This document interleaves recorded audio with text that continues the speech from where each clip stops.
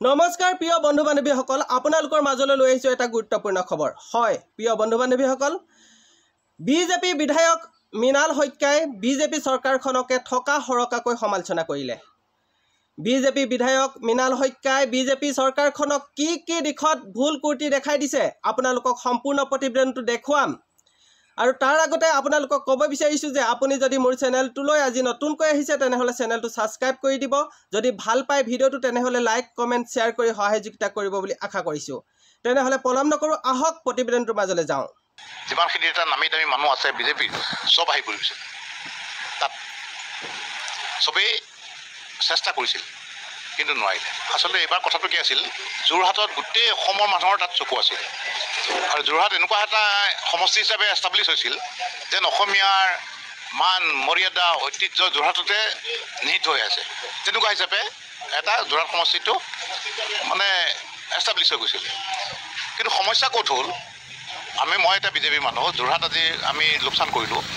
2019ত আমি জিকিছোঁ আৰু 2014ত মই নিজে গৌৰৱ গগৈ ডাঙৰীয়াৰ বিৰুদ্ধে মই ইয়াত কলিয়াবৰত প্ৰতিযোগিতা কৰিছিলোঁ, য'ত বহুতো আমাৰ মানুহে বহুতে কৈ থাকে মাইনৰিটি ভোট আছিল। আমি সেইকাৰণে মই হাৰিছিলোঁ, 80,000 ভোটত মই হাৰিছিলোঁ গৌৰৱ গগৈ ডাঙৰীয়াৰ সৈতে 2014ত। তেতিয়া মোদী ডাঙৰীয়া আমাৰ আৰম্ভ হৈছিলে, ইমান ডাঙৰ ৱেভ নাছিল। কিন্তু এইবাৰ যে হাৰিলে আমি বহুত দুখিত হৈছোঁ। কিন্তু মই যিটো আগৰ পৰা চাই আছিলোঁ, মই এটা ধাৰণা কৰিছিলোঁ যে এইবিলাক কথাইতো বিজেপিক হানি কৰিব। মানে আপোনালোকে মানে বা নেমানে, কোনোবাই মানে বা নেমানে, there is always a feelings of upper Assam and lower Assam. আমাৰ কালচাৰেলি আমি বেলেগ, কথা বতৰাত বেলেগ, ভাষা বেলেগ, সদায় ডিফাৰেঞ্চটো আছে।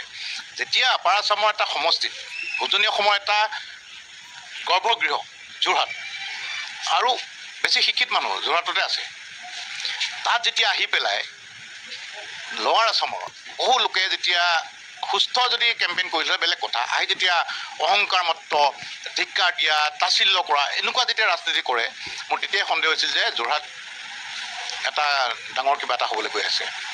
আৰু আমাৰ চালোঁ, আমাৰ যিবিলাক যোৰহাট সমষ্টিৰ আমি যোৱাবাৰ আমি জিকিছোঁ, আমাৰ বিধায়কো কম আছিল। তেতিয়া সুশান্ত বৰগোহাঁই আমাৰ বিধায়ক নাছিল, ৰূপজ্যোতি কৰ্মী আমাৰ বিধায়ক নাছিল, তথাপিও আমি 80,000 ভোটত জিকিছিলোঁ যোৰহাট সমষ্টিত। এইবাৰ কিন্তু 1 লাখতকৈ বেছি ভোটত আমি হাৰিলোঁ বা হাৰিবলৈ গৈ আছোঁ। কিহৰ কাৰণে হাৰিলে বুলি কিহৰ কাৰণে?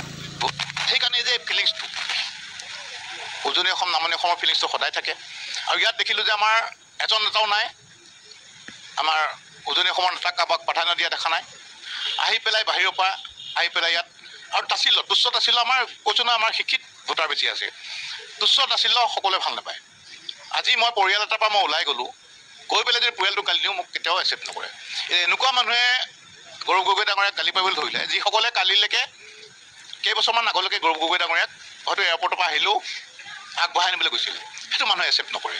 সেইটো এটা কথা। আৰু দ্বিতীয়তে যে কৰ্পৰেট ষ্টাইল, এইবাৰ নিৰ্বাচনটো মই বিজেপি যিটো আগতে যোৰহাটত মই অবজাৰ্ভাৰ আছিলোঁ, কিবা আছিলোঁ, কওঁ যে এইবাৰ কয় যে এইবাৰ কৰ্পৰেট ষ্টাইলত আমি নাজানো কি হ'ব। আৰু বিজেপি কৰ্মীয়ে কয় কৰ্পৰেট ষ্টাইলত বোলে এই ইলেকশ্যনটো খেলা হৈছে। সেই কৰ্পৰেট ষ্টাইলে বিজেপি মানে আমাৰ বিজেপিৰ কেনেকুৱা লাঠি লৈ হাফ পেণ্ট পিন্ধি প্ৰেক্টিছ কৰা এটা পাৰ্টি, তাত কৰ্পৰেট ষ্টাইলটো নাহে নহয়। সেই কৰ্পৰেট ষ্টাইলত মানুহখিনি ভোটাৰখিনি অফেণ্ডেড হৈ গ'ল যে কৰ্পৰেট ষ্টাইলত এটা ইলেকশ্যনটো খেলা হৈছে।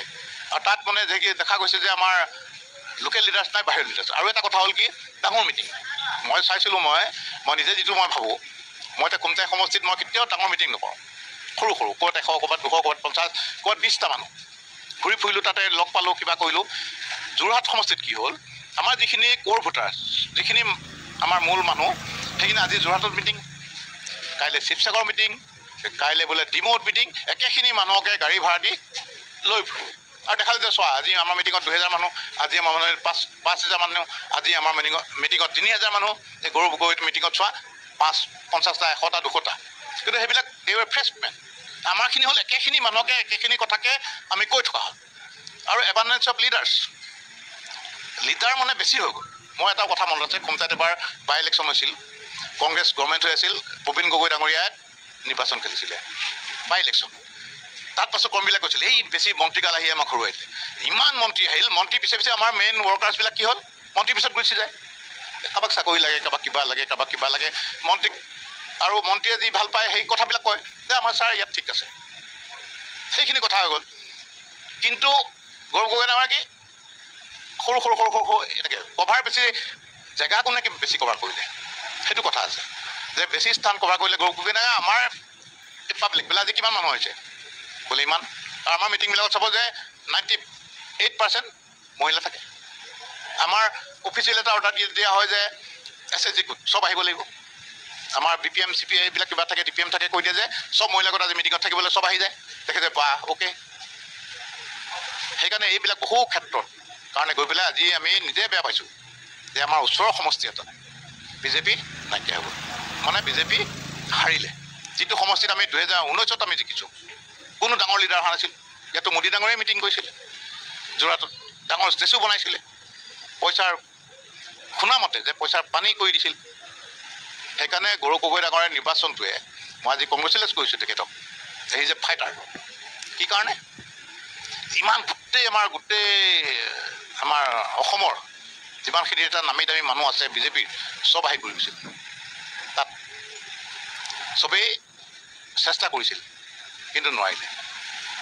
কিন্তু আমাৰ যিবিলাক আমাৰ লোকেল লিডাৰ্ছ আছিল সেইসকলক চাইডলাইন কৰি দিয়া হৈছিল। মানে গোটেই ইলেকশ্যনটো কি কৰ্পৰেট ষ্টাইল। আজি কৰ্পৰেটে বিজনেছত ওপৰলৈ গৈছে বেলেগ কথা, সেইটো কিন্তু নিৰ্বাচনত কৰ্পৰেট ষ্টাইল কৰিলে কেতিয়াও নচলে। বহুকেইজন মন্ত্ৰী আহিছিলে, পীয়ুষ হাজৰিকা, জয়ন্ত মল্ল, তেওঁলোকে ইয়াত বহুদিন আছিল। থকাৰ পিছত তেওঁলোকে কিন্তু কৈছিল দম্বৰ মাৰি যে তেওঁলোকে জিকিবই। মই কৈছোঁ এই যে এৰগেঞ্চটো বহুত ডাঙৰ বস্তু। আৰু মই কৈছোঁ যে কোনোবাই ভাল পাওক বেয়া পাওক there is always a feelings of upper Assam and lower Assam. কাৰণ আমাৰ কালচাৰ নিমিলে, আমাৰ ভাষা নিমিলে, আমাৰ আদব কাইদা নিমিলে। সেই ফিলিংছটো আগৰ পৰাই আছে। আমি হোষ্টেলত থকা মানুহ, কলেজত হোষ্টেলত আছোঁ, গুৱাহাটীত ইউনিভাৰ্চিটিত হোষ্টেলত আছোঁ, তাত এটাই ফিলিংছ চলে আপাৰ আছাম লৱাৰ আছাম। যেতিয়া আপাৰ আছামৰ মূল কেন্দ্ৰ যোৰহাটত আহি পেলাই দিগন্ত কলিতা, জয়ন্ত মল্ল ডাঙৰীয়াহঁতৰ নিজাই আহি পেলাই যেতিয়া তেওঁলোকে আহক, দে আৰ ৱেলকাম। শুদ্ধভাৱে যদি কেম্পেইন কৰিলহেঁতেন যে আমাৰ এইটো কাৰণত ভোট দিব লাগে, দিবলৈ যি অহংকাৰ মই 2 লাখত জিকিম, 3 লাখত জিকিম। ইভেন গৌৰৱ গগৈ দেউতাক তৰুণ গগৈ ডাঙৰীয়া ভাল বেয়া মই এইটো বিচাৰ কৰিবলৈ নাযাওঁ, কিন্তু তেখেত এজন যোৰহাটৰ চিফ মিনিষ্টাৰ আছিল। বহুতক হয়তো প্ৰত্যক্ষ পৰোক্ষভাৱে সহায় কৰিছিল। তেখেতকো যেতিয়া গালি পাৰিবলৈ আৰম্ভ কৰে তেতিয়া মানুহটো আফানিত হ'বই। সেইটো আমাৰ নিজৰ দুখত যে নিজৰ দুখত আমি যোৰহাট সমষ্টি হাৰিলোঁ। মই যিটো আজি ফেচবুকত দিছোঁ যে অভাৰড'জ অফ লিডাৰ্ছ, এৰগেঞ্চ, মানিৰ ওপৰত ডিপেণ্ড কৰিলোঁ যে পইচা দিলে ভোট পাই যাম। আমাৰ ইমান ভিক্ষাৰী মানুহ নহয় নহয় যে পইচা দিলে ভোট দিম। চবতে প্ৰাইড আছে ন, we are living with pride. আমি উজনি অসমৰ মানুহে স্বাভিমানী, আমি ল'ৰা ছোৱালী মানুহ নহয়।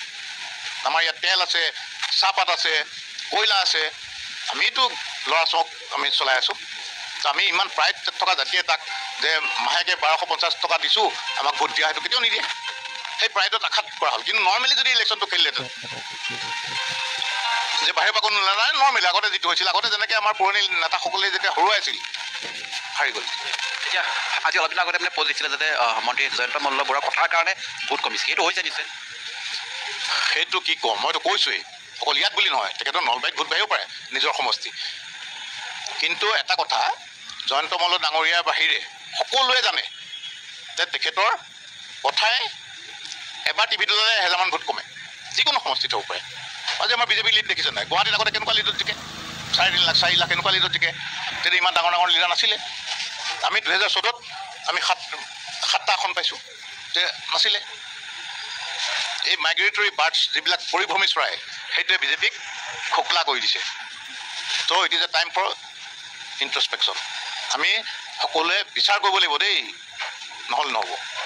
এতিয়া বিজেপি এজন সভাপতি যে প্ৰৱেশ কৰিলে, তেওঁ এই দিশসমূহ চোৱা চিতা কৰে নকৰে? তেওঁৰ তেখেত হ'ল নামত সভাপতি। তেখেত মোৰ লগৰে বন্ধু, পুৰণি, আমাৰ বহুতেই পুৰণি। তেখেতৰ মুখখন দেখিলে গম পায় কিবা ভিউ আছে নেকি। আজি চাওক, গোটেই মানে কাজিৰঙা সমষ্টিত এই যিবিলাক য'ত য'ত ভোট কেন্দ্ৰ হৈছে তাৰ ইনচাৰ্জ হৈছে, যে কাজিৰঙা সমষ্টিত ইনচাৰ্জ কোন কোন ভোট কেন্দ্ৰৰ, তাত চব MLA নাম আছে, মোৰ নাই। কিন্তু মই আটাইতকৈ লিড দিছোঁ বা হেৰি দিছোঁ, মোৰ নামটো কাটি দিছে আৰু তেখেতে হয়তো নাজানেই। আই পিটি হিম। মোৰ আচলতে তেখেতৰ ওপৰত জন্মে ভৱেশ কলিতা ডাঙৰীয়াৰ ওপৰত নামত সভাপতি, সেইটো চবেই জানে, মই কৈ দিছোঁ। আই পিটি হিম। হিমন্ত বিশ্ব শৰ্মাৰ প্ৰচাৰ চলাইছিলে যোৰহাটত, তাৰ কোনো ভাল ফল নাপালে নেকি? নাপালে, ডেফিনেটলি নাপালে। তেখেতক মই শুভাকাংক্ষী ডক্টৰ হিমন্ত বিশ্ব শৰ্মা ডাঙৰীয়া, কিন্তু তেখেতৰ মেইন সমস্যাটো হ'ল যি চাৰিবেৰ থাকে যে তেখেতে যি ভাল পায় সেইটো কয়, সেইকাৰণে ভাল পায়। কিছুমান মানুহ থাকে যে মই শুনি এইটো ভাল পাওঁ, মোক সেইটো ক'লেই ভাল পায়। মোক যদি সুধিলে যে মৃণাল কেনেকুৱা কৰিছে, মই কৰিলোঁহেঁতেন।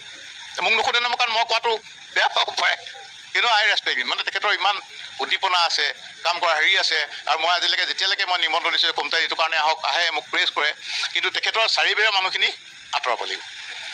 এনেকুৱা মানুহ আচলতে চাৰিওফালে ৰাখিব নালাগে যি মই ভাল পোৱা কথাটো মোক কয়, যে মোক বেয়া পোৱা কথাটো কওক, তেতিয়া মোৰ কাৰণে ভাল শুভাকাংক্ষী। সেইবিলাক টেম্পৰাৰী শুভাকাংক্ষী, যিবিলাকে যে মই যিটো কথা ক'লে ভাল পাম সেইটোকে যদি সদায় কৈ থাকে, দে আৰ নট ৱেল ৰিচাৰ্চ, সিহঁতে মানে বিপদত পেলাব। 2026 কি হ'ব বুলি ভাবে যদি এইদৰে চলি থাকে? উজনি অসমৰ বেল্টত কি হ'ব বুলি ভাবে? 2026 যদি আমি বিজেপিয়ে যদি ইণ্ট্ৰস্পেকশ্যন নকৰোঁ, তেতিয়া 2026 খুমটাই সমষ্টিত মোকতো ইমানিলে ভাবিছিল চাগে টিকেট নিদিওঁৱেই, টিকেট দিলেও মোৰ কাৰণে এটা ষ্ট্ৰাগল হ'ব যদি ভালকৈ আকৌ ৱেল অৰ্গেনাইজ নকৰে। কাৰণ এই মাইগ্ৰেটৰী বাৰ্ডছ, পৰিভ্ৰমী চৰাই যিটো মানে পৰিৱেশ গঢ়ি তোলা হ'ল, যে যিমান কংগ্ৰেছত মানে বেছ নথকা মানুহ ইয়ালৈ আহি এটা বেছ তৈয়াৰ কৰা হ'ল, সেইটো যদি হয়, মই কৈছোঁ নহয়, মোক বহুতে কয় যে বৰ পপুলাৰ এম এল এ, মই বহুত ফাইট কৰিব লাগিব সেই পৰিৱেশ যদি থাকে। এতিয়াতো এটা মাজতে ওলাই থাকে ন বিজেপি পুৰণি বিজেপি পুৰণা বিজেপিত মই কোনো কণ্ট্ৰাডিকশ্যন নাই, নতুন মানুহ আহিবই, কিন্তু আমি উই শুড ইগন'ৰ দ্য লিডাৰ্ছ। কোনোবা ডাঙৰ লিডাৰ আনিলোঁ, আজি যোৰহাটত ৰাণা গোস্বামী আহিল, আমি লিডাৰক গুৰুত্ব দিব নালাগে। লিডাৰ আহিলে যে লগে লগে আজি মোৰ ইমান ভাল পায় সকলোৱে, ইয়াত মই ক'ৰবাত গ'লে চব নাযায় গুচি, সকলোৱে নিজৰ নিজৰ যিমানে দুখীয়া হওক যিমানে হওক নিজৰ নিজৰ আইডিয়লজি থাকে, কিন্তু পাৰ্টিত দেই মই কৈছোঁ, মহিলা যে বহুতে কয় যে একদম খুমটাইত বহুত ডাঙৰ লিডাৰ ভাল হেৰি, মই যদি আজি বিজেপিত এতিয়া কওঁ মোৰ লগৰ 4-5টা মানুহ মোৰ লগত নাযায়। আজি সেইকাৰণে এই লিডাৰ কেন্দ্ৰিকটো আমাৰ এনেকুৱা এটা পৰিৱেশ হৈ আছিল যে সকলো নিজে নিজে আহিছিল, ভোটাৰখিনিয়ে জইন কৰিব লাগে। লিডাৰৰ পাছত কোনো ভোটৰ নাথাকে, আইডিয়লজিৰ পাছত ভোট থাকে। আমি সেই যে আজি মই বিজেপি, মই মৃণাল শইকীয়া, মই ইমান ভোট পালোঁ, সেইটো কথা নহয় যে মোক মৃণাল শইকীয়া বুলি ভোট দিছে, মোৰ বিজেপি আইডিয়লজিৰ কাৰণে ভোট দিছে। মই জইন ক'ত গুচি গ'লে যে গোটেইগাল হেৰাকৈ গুচি যাব, আই ডোণ্ট বিলিভ সেইটোৱে হৈছে। ৰাণা গোস্বামী ভাবিলে যে ৰাণা গোস্বামীক যিমান কংগ্ৰেছত ভোট পাইছিল বিজেপিয়ে চব পালেনে? তেতিয়া আপুনি এইখিনি যিখিনি কথা কৈছে নিশ্চয় পাৰ্টি মজিয়াত ক'ব, নিশ্চয় কথা সুধিলে ক'ম। আজিকালি পাৰ্টি মজিয়াত কথা কোৱাৰ সুবিধাই নাই নহয়। এটা সময় আছিল পাৰ্টি মজিয়াত সভাপতি চাওঁতে ভয় কৰি থাকে, আজি কি ক'ব পাব্লিকে, আগে চব কাণৰ পেলাই পৰি থাকে, ওপৰৰ পৰা যি ক'লে শুনিলে গুচি আহিল। দলটোৰ প্ৰতি আনুগত্য আপুনি নিশ্চয় আছে, বিজেপিৰ প্ৰতি আনুগত্য আছে। আমি 94ত মই ইউনিভাৰ্চিটি পাছ কৰি মোৰ ফেমিলি এটা বেকগ্ৰাউণ্ড আছে। মই যদি এজিপিত জইন কৰিলোহেঁতেন 90 তেতিয়াই এম এল এ হ'ব পাৰিলোহেঁতেন। এজিপি লিডাৰবিলাক সুধিব পাৰে, তেতিয়াই এম এল এ হ'ব পাৰিলোহেঁতেন। আইডিয়লজিৰ কাৰণে আহিলোঁ আৰু কেতিয়াও হোৱা নাছিল যে বিজেপি দিন জইন হ'ব, মানে এনেকুৱা লেভেল আহিব। তেতিয়াই 94ত জইন কৰিছোঁ। আপুনি কাণ্ট ইমাজিন 94ত আমাকতো হাঁহি, যিসকলে হাঁহি তামাচা আমাক, আমি এনেকুৱা আছিল যে আমি যেতিয়া প্ৰচেশ্যনত যাওঁ 96ৰ হেৰিয়ে, সেইফালৰ পৰা বেলেগ প্ৰচেছন আমি লুকাওঁ, এতিয়া ইটিকিং কৰি যাব ন, লুকাই দিওঁ। কি কাৰণে আহিছোঁ? আইডিয়লজি নহ'লে কেলৈ আহিম? আমি অপৰচুনিষ্টিক পলিটিক্স দেখালোঁ, আমাৰ কি নাই, পাৰ্চনেলি মোৰ কি নাই, এটা ৱেল নন ফেমিলি। মোৰ দেউতা ক্ষুদ্ৰ চাহ খেতিয়ক সন্থাৰ প্ৰতিষ্ঠাপক, বাগান আছে, সেইটো কথা নহয়। আমি কেতিয়াও ভবা নাছিলোঁ যে বিজেপি এনেকুৱা হ'ব, কিন্তু আমি এই আইডিয়লজিটো ইয়াত আহিব লাগে, সেই তেনেকৈ আমি আহি আছিলোঁ। এইবাৰ যিদৰে 400+ আপকিবাৰ 400 পাৰ পোৱা হৈছিলে, কিন্তু 300 পাৰ হ'ব নোৱাৰিলে সমগ্ৰ দেশত, ইয়াৰ কাৰণ কি বুলি ভাবে? 400 পাৰটো এটা অহংকাৰী মন্ত্ৰ আছিল। আমাৰ ৰাজুজী আমাৰ এজন, যিটো RSSৰ পৰা এজন বিজেপিত এজন দিয়ে সাংগঠনিক সম্পাদক দিয়ে, আমাৰ প্ৰথম তেখেত যেতিয়া গোলাঘাটত আহিছিল, মই তেখেতৰ এইটো কথা মনত আছে, তেখেতে কৈছিল কিন্তু দেই যে অবকিবাৰ 400 পাৰ কভি মত বোলনা, এই অহংকাৰ ভগা কৈছিলে তেখেতে। এইবিলাকতো নাপাত্তা হৈ গ'ল। পাছত অবকিবাৰ 400 পাৰ আমিও টুইটত দিবলগীয়া হয়। RSSৰ কৰ্মীখিনিয়ে তাৰমানে আজিকালি গুৰুত্ব নোপোৱা হৈছে, তেওঁলোকৰ যিখিনি বক্তব্য, যিখিনি ভেলু দিব লাগে সেই ভেলু নাই। গুৰুত্ব নোপোৱা হ'লেও নকওঁ, এইটো যেতিয়া কৰ্পৰেট ষ্টাইল বস্তুটো RSS ক'ৰ পৰা আহিব? আমাৰ গোটেই ষ্টাইলটো কৰ্পৰেট ষ্টাইল হৈ গ'ল। কৰ্পৰেট ষ্টাইলত এইবিলাকতো কাম নাই যে আমি কম্পিউটাৰ লৈ কোনোবা বহি থাকিব, পঠাই দিম, আমুকত পঠাই দিম, তামুকত পঠাই দিম, মানুহ উইন হৈ যাব। সেইটো ষ্টাইলততো RSS টাইপ মানে কালচাৰ এটা সংগঠনৰ কোনো গুৰুত্ব নাথাকিব ইম'চনেল টাচটো নোহোৱাই গ'ল তাৰমানে ইম'চনেল টাচ যিটো ঘৰুৱা ভাৱ মই এটা আপোনাক এক্সাম্পল কৈছোঁ আজি BJP অফিচ ডাঙৰ অফিচ হ'ল আমাৰ ইয়াৰ পৰা এজন যিজন আজি ষ্টেট জেনেৰেল ছেক্ৰেটাৰী হোৱাৰ উপযুক্ত মানুহ কিন্তু তেখেতে কল্পনা কৰিব নোৱাৰে যে মই ষ্টেট এক্সিকিউটিভত সোমাম 95-6 পৰা বিজেপিয়ে কৰি আছে তেখেতে 3-4টা মানুহক কিবা BJP অফিচত এটা মিটিং পাতিছিলে গৈছিল আগতেও যায় তেনেকৈ গৈ পেলাই অফিচটো দেখি পেলাই ক'লে যে মই ইয়াত কেনেকৈ সোমাম নিজকে চালে মোৰ চাৰ্টটো কি পেণ্টটো কি বোলে ব'ল ঘূৰি আহি পেলাই বেলতলা বজাৰত এটা নতুন চাৰ্ট পিন্ধি চাৰ্টটো সলাই অফিচত সোমাইছে সেই ষ্টেণ্ডাৰ্ডততো নচলে ন পাৰ্টি এটা আগতে আমি BJP য'ত আছিল উজান বজাৰত আছিল আৰু ক'ত আছিল মানুহ বিচাৰ দিবলৈ আহে যে আমাৰ কিবা হৈছে কিবা কওক এতিয়া দম আছে নেকি একেবাৰে এনেকুৱা বিচাৰ দিবলৈ যাবে ক'ত যাম কি কৰিম আমি আনি ফিল কৰোঁ ক'ত যাম ক'ত লগ কৰিম সেইজন মই কাৰ্যকৰ্তাই যেতিয়া মোক কৈছিল তেতিয়াই মনটা ভাবিছিলোঁ দেই BJP কিন্তু যেতিয়া কমন মানুহে পাৰ্টি এজন ইমান ছিনিয়ৰ মানুহে যেতিয়া ভাবিলে যে মই বেলেগ চোলা এটা কিনি পেলাইহে মই যাওঁ তালৈ তাৰমানে এইটো কৰ্পৰেট অফিচ নহয় নহয় পাৰ্টি অফিচে পাৰ্টিৰ পিছত কোনোবা গেঞ্জি পিন্ধিও আহিব পাৰে কিবা পিন্ধিও আহিব পাৰে সেইবিলাক বহুত সাংঘাতিক আমাৰ ইণ্ট্ৰস্পেকশ্যন লাগিব দেই নহ'লে নহ'ব